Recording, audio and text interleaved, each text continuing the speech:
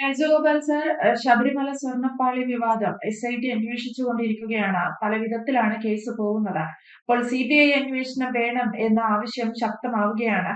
CBI അന്വേഷണം ഉണ്ടാവുമോ എന്നുള്ളതാണ് എല്ലാവരും ഉറ്റുനോക്കുന്നത്. ഒപ്പം പോറ്റി യഥാർത്ഥത്തിൽ ആരുടേതാണ് എന്നതിനുള്ള ഒരു കടിപിടി കൂടി നടന്നുകൊണ്ടിരിക്കുകയാണ്. UDF-ന്റേതാണോ CPM-ന്റേതാണോ എന്നതാണ്.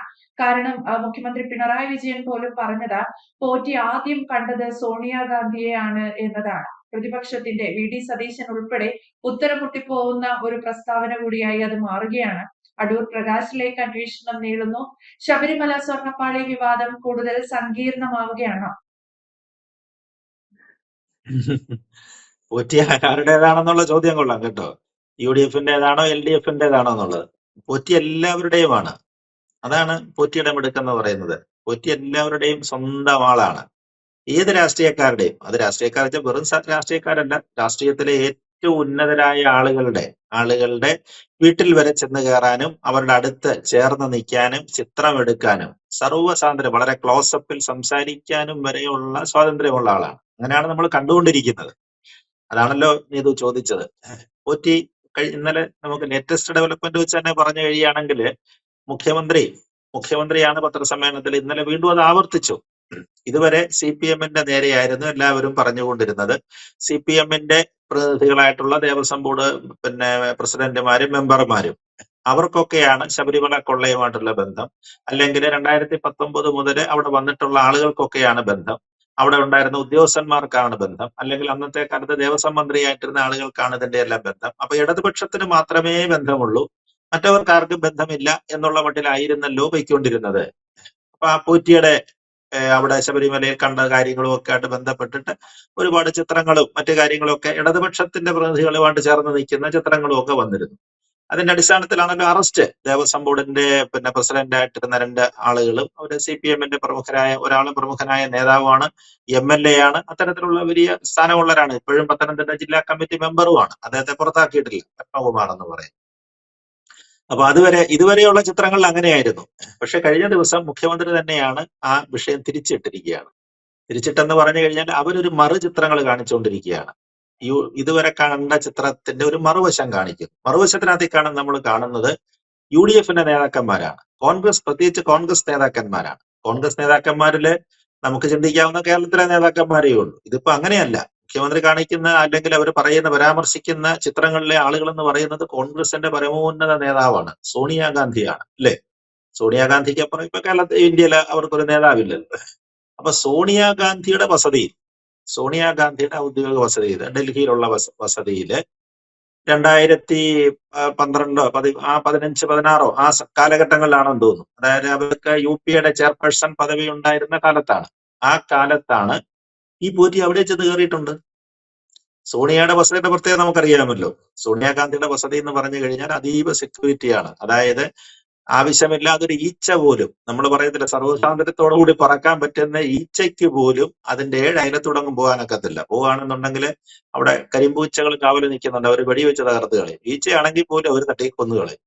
അങ്ങനെയുള്ളൊരു അതീവ സുരക്ഷാ മേഖലയാണ് അത്. പ്രത്യേകിച്ച് അവരുടെ ഭർത്താവ് രാജീവ് ഗാന്ധിയുടെ മരണം, അദ്ദേഹം ബോംബ് സ്ഫോടനത്തിലാണല്ലോ മരിച്ചുപോയത്.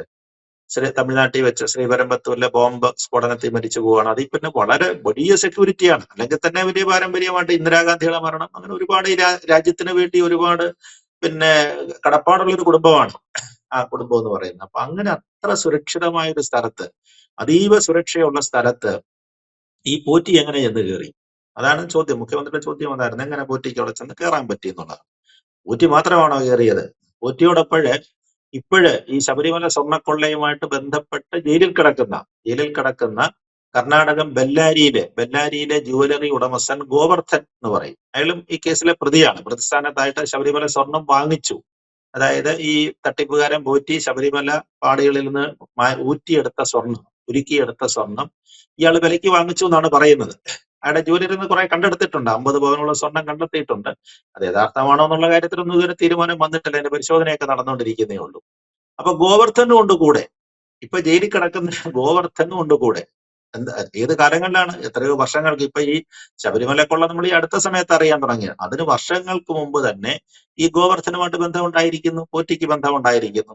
അങ്ങനെ ഇവർ രണ്ടുപേരും കൂടെ സോണിയാഗാന്ധിയുടെ വസതിയിൽ ചെന്ന് കയറിയിരിക്കുന്നു.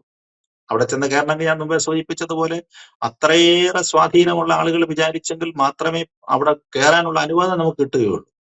അവിടെ ചെന്ന് ഇവര് കയറി എന്നുള്ളത് മാത്രമല്ല, ഇവരുടെ രണ്ട് വശങ്ങളിലായിട്ട് കോൺഗ്രസിന്റെ പ്രമുഖരായ രണ്ട് നേതാക്കന്മാരുടെ ചിത്രം കൂടെ വന്നു.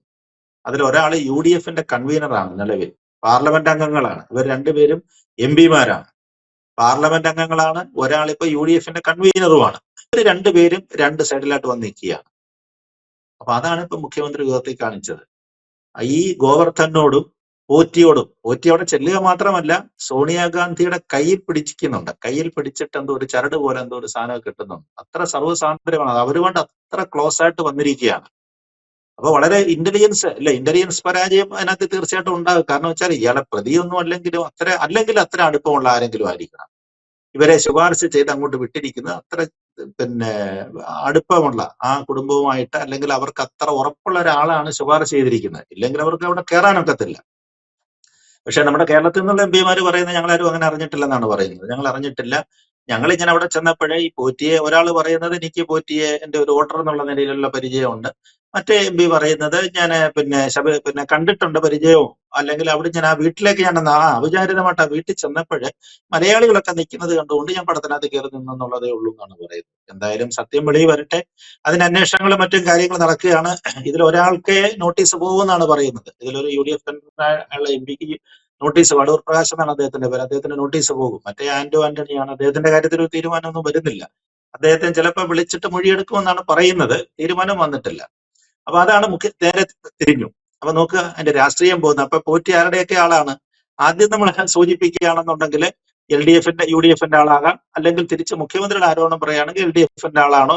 ഏത് രണ്ടിടത്തും കൊണ്ട് പോറ്റി LDF-ലും ഉണ്ട്, UDF-ലും ഉണ്ട്. ഇനിയിപ്പോ BJP-യുടെ ബന്ധം കൂടെ അറിഞ്ഞാൽ മതി. കേരളത്തിലെ പ്രമുഖമായ പാർട്ടിയാണ്, പക്ഷെ ഇതുവരെ അവരാരും ചിത്രത്തിൽ കണ്ടിട്ടില്ല. BJP MP-മാരോടൊപ്പം ചടങ്ങുകളിൽ പങ്കെടുക്കുന്നതായിട്ടോ അത്രയും ചിത്രങ്ങളൊന്നും ഇതുവരെ വന്നിട്ടില്ല. അതുകൊണ്ട് അവർ രക്ഷപ്പെട്ട് നിൽക്കുകയാണ് ഇത്തരം കാര്യങ്ങൾ. അതുകൊണ്ടാണ് ഇത് CBI അന്വേഷണത്തിലേക്ക് പോകുന്നത്, കേസ് പോകുന്നത്. നമ്മുടെ ഈ നിലവിൽ കേസ് അന്വേഷിക്കുന്ന വലിയ തട്ടിപ്പാണ് കേട്ടോ. ഈ ശബരിമലയിലെ യഥാർത്ഥ പാളികളോ സ്വർണ്ണമോ ഒന്നും അല്ല തിരിച്ചു വന്നിരിക്കുന്നത്, ഈ കൊണ്ടുവന്നിരിക്കുന്നത് എന്നാണ്. എല്ലാ അന്വേഷണ റിപ്പോർട്ടുകളും കോടതി കൊടുക്കുന്ന വിവരങ്ങളും കാണുമ്പോൾ അങ്ങനെയാണ്. അതെല്ലാം എങ്ങോട്ടൊക്കെയോ പോയിരിക്കുകയാണ്. ശബരിമലയിലെ വസ്തുക്കളുടെ മൂല്യം നമുക്കറിയാലോ, സ്വർണത്തിന്റെ വിലയൊന്നും അല്ല, വലിയ മൂല്യമുള്ള വസ്തുക്കളാണ്. അതൊക്കെ ഏതോ രാജ്യങ്ങളിലേക്ക് പോയി എന്നാണ് കോടതി തന്നെ സംശയിക്കുന്നത്. സംശയിക്കുകയാണ്. അപ്പൊ ഇതെല്ലാം കൂടി ഇനി തിരിച്ചു വരുമെന്നുള്ള കാര്യത്തിൽ ആർക്കും വലിയ ഉറപ്പുമില്ല. എന്തായാലും തെളിയിക്കട്ടെ, വലിയ താമസമില്ല. പരിശോധനാഫലം വരുമ്പോൾ നമുക്കത് അറിയാം കാര്യങ്ങൾ. പക്ഷെ അന്വേഷണം ഇവിടെ കൊണ്ട് നിൽക്കത്തില്ല. അന്വേഷണം ഇപ്പൊ SIT ഹൈക്കോടതി നിയമിച്ചിരിക്കുന്ന SIT-യുടെ കാലാവധി ഇനി കുറച്ച് ദിവസം കൂടെ ഉള്ളൂ. ഒരു 10 ദിവസം കഴിയുമ്പോഴത്തേക്ക് അവരുടെ ചുമതല തീർന്നു കഴിഞ്ഞാൽ അവർക്ക് അന്വേഷണം പൂർത്തിയാക്കുകയാണ്. അവരുടെ അന്വേഷണം പൂർത്തിയാക്കും. പക്ഷെ ഈ കൊള്ളയ്ക്ക് വലിയ വ്യാപ്തി ഉണ്ടെങ്കിൽ കേരള പോലീസിന് ഇനി അത് അന്വേഷിക്കാൻ സാധിക്കുകയില്ല. കേരള പോലീസിനെ കൊണ്ട് അന്വേഷിക്കാൻ സാധിക്കില്ല. കാരണം ഇത് പല സ്റ്റേറ്റുകളുമായിട്ടും ഒരുപക്ഷെ വിദേശ കണക്ഷനൊക്കെ വന്നു കഴിഞ്ഞാൽ തീർച്ചയായിട്ടും CBI പോലെയുള്ള കേന്ദ്ര ഏജൻസികൾക്ക് ഇത് അന്വേഷിക്കാൻ സാധിക്കുകയുള്ളൂ. ഇപ്പൊ തന്നെ ED അന്വേഷിക്കുന്നുണ്ട്. കള്ളപ്പണം വെളുപ്പിക്കലിനകത്ത് നടന്നുകൊണ്ട് ED-യുടെ അന്വേഷണം നടക്കുന്നുണ്ട്. അതേപോലെ തന്നെ CBI അന്വേഷണം വരും. CBI അന്വേഷണം വരാതിരിക്കാൻ പറ്റുകയില്ല. കഴിഞ്ഞ ദിവസം BJP-യുടെ മുൻ സംസ്ഥാന അധ്യക്ഷൻ K. സുരേന്ദ്രൻ സൂചിപ്പിച്ചത് തന്നെയാണ്. CBI അന്വേഷണത്തിലേക്ക് ഇത് പോകുന്നു എന്നാണ് ഉള്ള സൂചനകളാണ് വരുന്നത്. അത് തന്നെയാണ് കൃത്യവും, അത് തന്നെയാണ് കറക്റ്റ്. എന്തായാലും ഈ ജനുവരി 15-ന് ശബരിമല മകരവിളക്ക് കഴിഞ്ഞ് നടയൊക്കെ അടച്ചു കഴിയുമ്പോഴത്തേക്ക് നമുക്കറിയാം കൃത്യമായിട്ട് ഇനി ആരൊക്കെ അകത്തു പോകാനുണ്ട്, കേന്ദ്ര ഏജൻസികളുടെ അന്വേഷണം വരുമോ എന്നുള്ള കാര്യത്തിൽ നമുക്ക് ഈ ജനുവരി 15-ന് ശേഷം കൃത്യമായിട്ടൊരു ചിത്രം കിട്ടുമെന്നാണ് എനിക്ക് തോന്നുന്നത്. അതാണ് യഥാർത്ഥത്തിൽ ശബരിമലയിൽ യഥാർത്ഥ ഒരു ചിത്രം നമുക്ക് ഈ ഒരു ജനുവരി പകുതി ആവുമ്പോഴേക്കും കിട്ടുമെന്ന് പ്രതീക്ഷിക്കാം. CBI-യിലേക്ക് അന്വേഷണം പോകുമോ എന്നൊക്കെയുള്ളതും വരും ദിവസങ്ങളിൽ അറിയാൻ സാധിക്കും. അടൂർ പ്രകാശിലേക്ക് അന്വേഷണം കൂടുതൽ നീളാനാണ് സാധ്യത എന്നറിയുന്നു. ഒപ്പം കടകംപള്ളിയെ ചോദ്യം ചെയ്തതിൽ ഉൾപ്പെടെ മുഖ്യമന്ത്രി പിണറായി വിജയൻ ന്യായീകരിക്കുന്ന ഒരു രീതിയും വളരെ വ്യത്യസ്തമാണ്. ഒപ്പം എല്ലാം UDF-ന്റെ കൂടെ അറിവോടെയായിരുന്നു, അല്ലെങ്കിൽ UDF-ലെ ചില നേതാക്കൾ കൂടി അറിഞ്ഞുകൊണ്ടാണ് പോറ്റി ഇത്തരത്തിലെല്ലാം ശബരിമലയിൽ ചെയ്തത് എന്നുകൂടി CPM-ന്റെ ഭാഗത്തു നിന്ന് വരുത്തി തീർക്കാനുള്ള ഒരു ശ്രമം ഉണ്ടാകുന്നു. അത് തടയുക എന്നതാണ് UDF നിലവിൽ ചെയ്തുകൊണ്ടിരിക്കുന്നത്. എന്തായാലും ഇത്തരത്തിൽ ശബരിമല സ്വർണ്ണപ്പാളി വിവാദം കൂടുതൽ രാഷ്ട്രീയപരമായ സങ്കീർണതകളിലേക്ക് പോവുകയാണ്. വ്യക്തമാണ്. Thank you Rajagopal.